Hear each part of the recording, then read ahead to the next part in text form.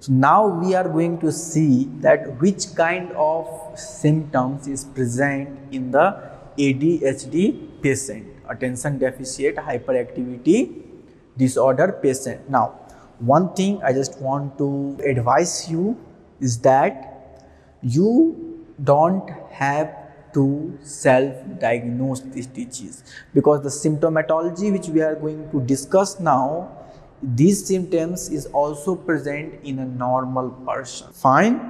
So you will not self-diagnose yourself or even the others, because this require a huge experience in the field of psychiatry. This will only diagnosed by a psychiatrist or physician, or other option is the clinical psychologist.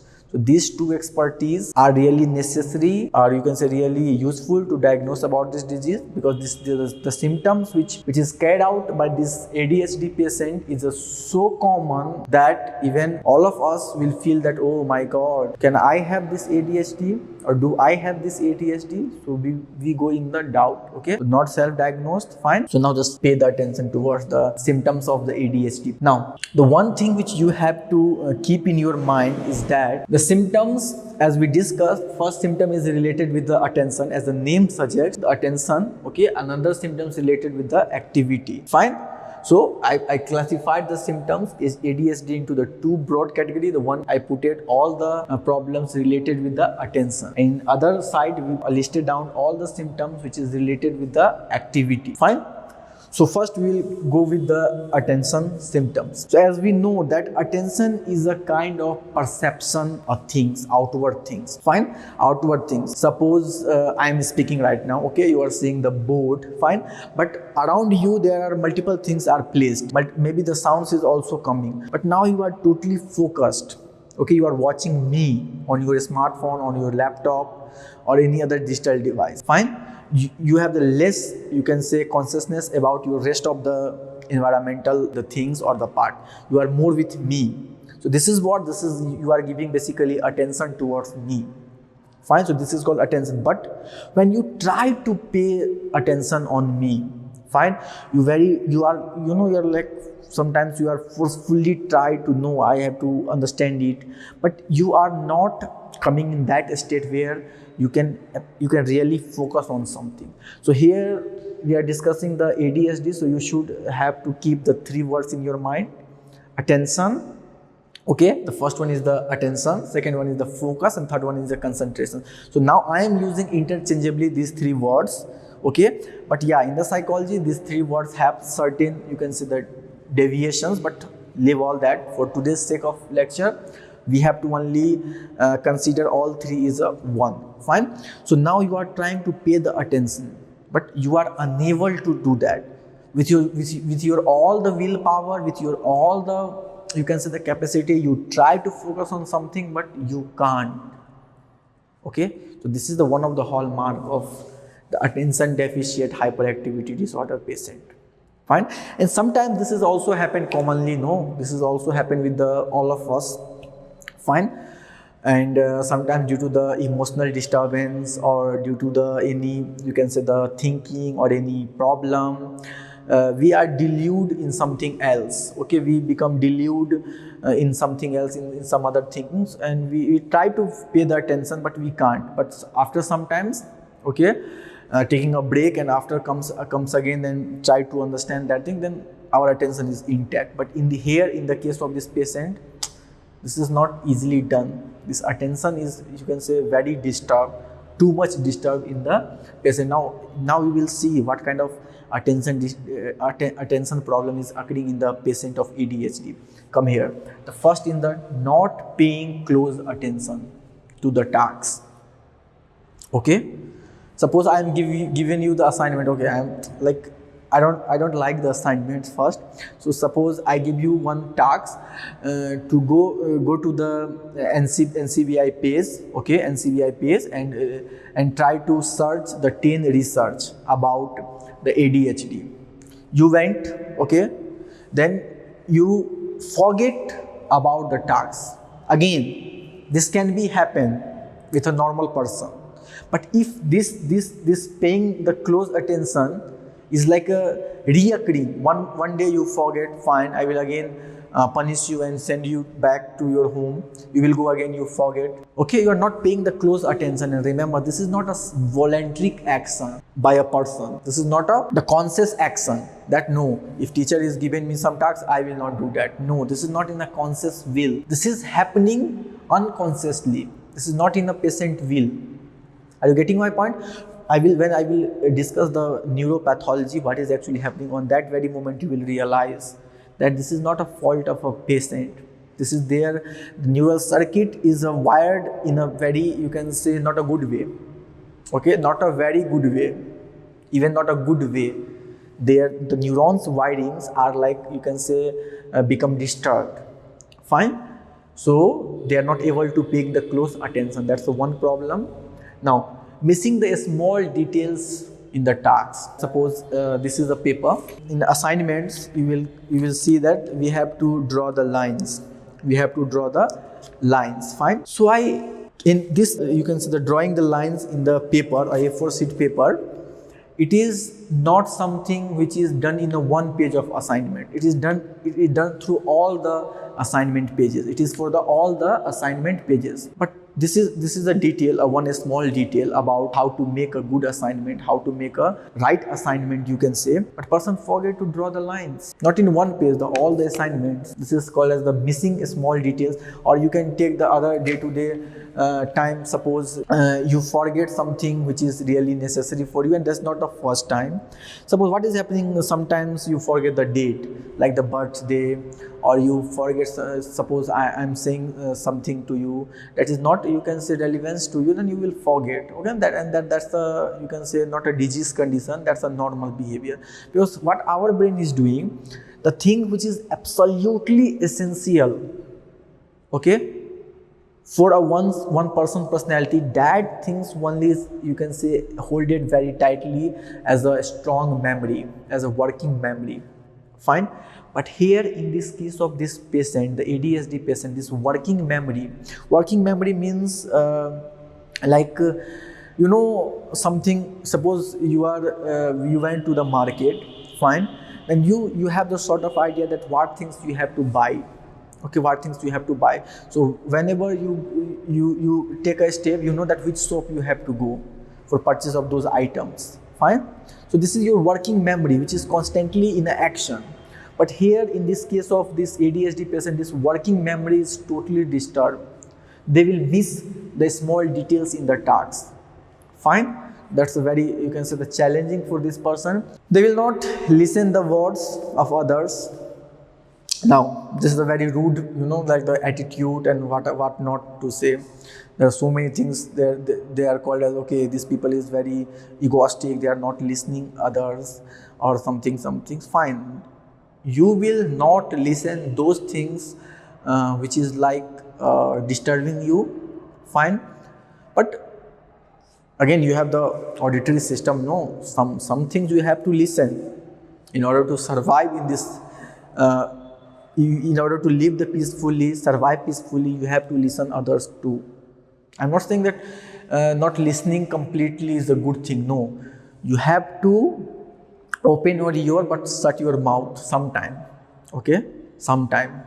So basically, what is happening here? Here, patient is not at all listening anything. Okay, not giving, you can say, the attention towards what others is saying. This is not something which is voluntary happening, and this is happening with the children. You must remember that this ADHD is most commonly occurs in the children. Fine. So they have the problems in the listening. Apart from that, they avoid the tasks, and also they avoid those category of tasks which take the sustained mental effort. Means one day you will do. Now that task require the other day. That task again require the further dates to work. That type of work which take a lot of mental effort. These kind of patients, they avoid totally those kind of tasks. And now again, this is also happening in a normal person sometimes. But you know that normal person is like goal oriented. They have something, vision in their brain, vision in their mind. That no, I have to achieve something. I will do something in my life. So they will take the small step in their life. Fine. One day they will walk, and maybe one day they will walk 1 hour, but another day they will maybe walk the 45 minutes or 30 minutes. But again, in this 24-hour cycle, our emotion varies. Fine. Sometimes we are disturbed, we are not like okay internally or fine internally. So we are not, you can say, giving the too much time to our work, too much tasks. It doesn't mean that we are avoiding the tasks. Fine. But here what is happening, these patients totally avoid that task. One day they will see, okay, I have to do this, I have to do that, I have to do that, fine. But again in the next day, they think, okay, this task takes a lots of mental effort, I can't do. They totally stop those tasks. Okay, they totally stop those tasks. So that is called as the avoiding the tasks, which takes a lot of mental effort. Fine, no problem. Now, so the another, you can say, the problem in the, you can say, the attention related problem is the being forgetful. They will forget the things easily. Okay, they will, because they will not pay the attention properly on the details of the, you can say, work, and absolutely they will forget the things. So there is a forgetfulness or the losing the things, which is, you can say, the vital for the tasks. Then they will exhibit the poor organization. They will exhibit the poor organization and also something called as the pile-up system. Okay,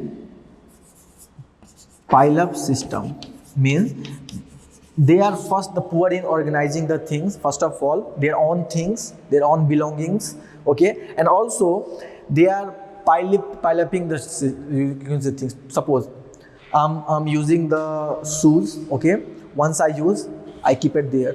Okay, socks, keep it there, shirts, keep it there, again using, again keep it, and there is a, you know, the adherence, the pile up. Fine. And that will not give any meaning to me. Okay, any help to me. Again, that will, you can say, trapped me in a problem.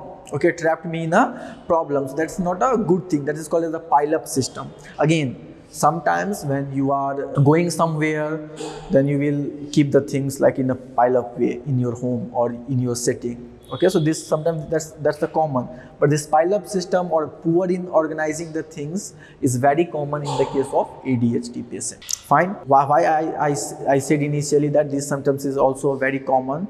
You not self-diagnose yourself just because these symptoms is actually a common. You may have the experience. You might have experienced these symptoms in your day-to-day life. Are you getting my points?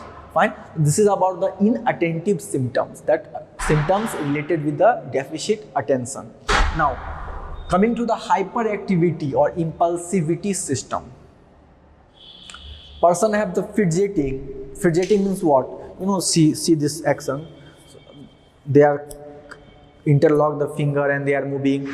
Sometimes we have the, you can say, tendency to tap the table, tap the object. Okay, curl the hair. Fine. Scratch the nose, scratch the cheek. Are you getting my points? This is called as the fidgeting, and that's also not in a conscious will of a patient. Normally, we will discuss in a few minutes that these symptoms. Okay, the symptoms is like.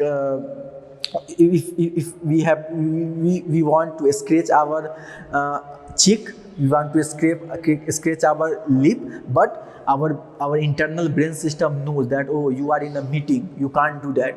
Okay, so immediately we stop those activity. Okay, we tried, but our impulsive system is so intelligent that we stop those things. Fine. But in the case of this ADHD patient, this is not, you can say, avoidable. Okay, patient can't avoid. Patient, although they are in a very, you can say, a wonderful meeting. Okay, they seated in front of their teachers, but again they are doing this. Fine. Now, the another is they leave their seat when others are expected to sit. I heard that, and also I studied in the certain research. You know, I'm very much curious in this disease. Why? Because this is like these conditions are found in the normal person, and these symptoms are also present in the disease. Patients are unable to sit even 10 to 15 minutes in the classroom because they feel that internal motor is always going on. They are not a relaxed person. They are hyperactive. They go and smash all the things. Fine. You know what I'm saying? Yeah, are you getting my points? Being loud, Fine. Even I am speaking something to you, you don't care about that I have to stop, then you will speak. No, you start speaking with me. Are you getting my points? So they are excessive, you can say talk excessive. Another is the being loud. Then there will be the interrupting or intruding the others. Fine. Then there is a difficulty to wait for their turn. You know, when we are in a group task, fine, then we have to shift one by one. But the person who have this ADHD, they are not able to wait for their turn. Fine. Whenever their you can say control get you can say expired. Fine. When they have no longer control on their brain, they start doing these things. But remember, this is not a voluntary action. This is not a voluntary action. This is a diseased condition. Fine. And this is not a fault of a diseased person. Are you getting my point? This is not a fault of a diseased person. It is their underlying, you can say, neurobiological disturbance or neurobiological deficiency of certain neurotransmitters. That's what these symptoms is appearing. And remember, these symptoms is a symptoms of ADHD. Now you got it. Now another things which you have to keep in your mind, if these symptoms is present in a person, then you cannot say that no, you have the ADHD. No. They have the certain criteria. First of all, almost 6 to 7 symptoms must be, among all these symptoms, 6 to 7 symptoms must be present in a individual. Okay. Apart from that, these symptoms is appear not in only one setting, means not in only one place. It will present in the home, it will also present in the college, it will also present in person school, it will also present, the same symptom is also appearing in the patient workspace. Okay, so multiple setting is required. Second thing is more than 6 symptoms is required.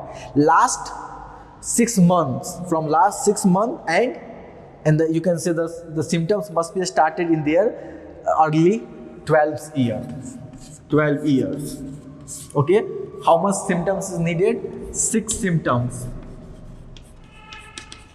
Okay, 6 symptoms. How much setting? More than one setting. More than one sitting means more than one place, like in the school or in the workplace or in the college or in the home. Got the points? So these are the certain symptoms. Now I am going to discuss about why these symptoms is coming in this ADHD patient. What's wrong in their brain? Of course, in their brain, because this is the psychiatric disease, so the pathophysiology must lie on the brain function. So we will discuss about their brain abnormalities, that what is happening in this ADHD patient's mind or brain. Fine.